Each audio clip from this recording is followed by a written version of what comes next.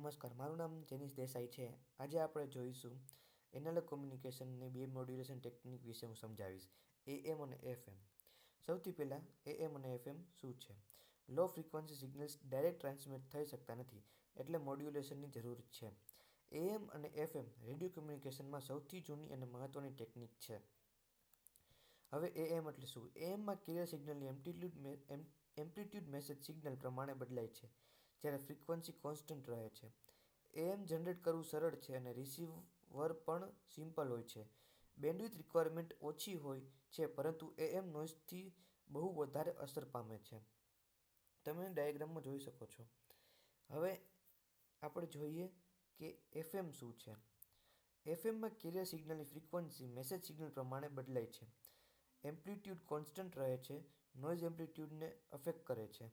Frequency નહીં એટલે FM noise resistance છે. FM ઓડિયો ક્વોલિટી AM કરતાં ઘણી સારી હોય છે.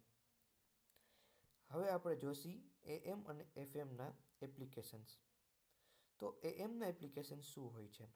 નોઇઝ એમ્પ્લિટ્યુડને અફેક્ટ કરે છે, એટલે AMમાં સ્ટેટિક નોઇઝ વધારે સંભળાય છે. AM લોંગ ડિસ્ટન્સ કોમ્યુનિકેશન માટે યોગ્ય છે, કારણ કે સ્કાયવે પ્રોપાગેશન થાય છે. AM એવિએશન કોમ્યુનિકેશન, શોર્ટવેવ રેડિયો અને ઇમરજન્સી બ્રોડકાસ્ટિંગમાં વપરાય છે. હવે FM માટે બેન્ડવિડ્થ વધારે જોઈએ છે. FM બેન્ડમાં ઓપરેટ કરે છે અને લાઇન ઓફ સાઇટ કોમ્યુનિકેશન્સ પર આધારિત છે. FM music broadcasting, police communication, walkie-talkie અને ટીવી ઓડિયોમાં વપરાય છે.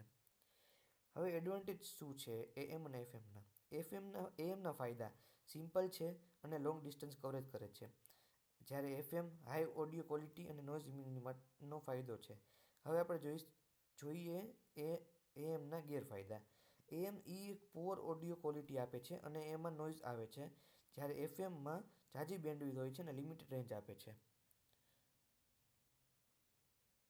આ છે ગેરફાયદા AM અને FMના, જે આપણે હમણાં કીધા કે એ લિમિટેડ રેન્જમાં હોય છે. FM અને વધારે બેન્ડવિડ્થ હોય છે, જ્યારે AM પુઅર ઓડિયો ક્વોલિટી આપે છે. હવે કન્ક્લુઝનમાં કહીએ તો AM લોંગ ડિસ્ટન્સ કોમ્યુનિકેશન માટે યોગ્ય છે, જ્યારે FM high quality audio transmission માટે બેસ્ટ છે. અને એપ્લિકેશન રિક્વાયરમેન્ટ મુજબ મોડ્યુલેશન ટેકનિક પસંદ કરવામાં આવે છે. આભાર.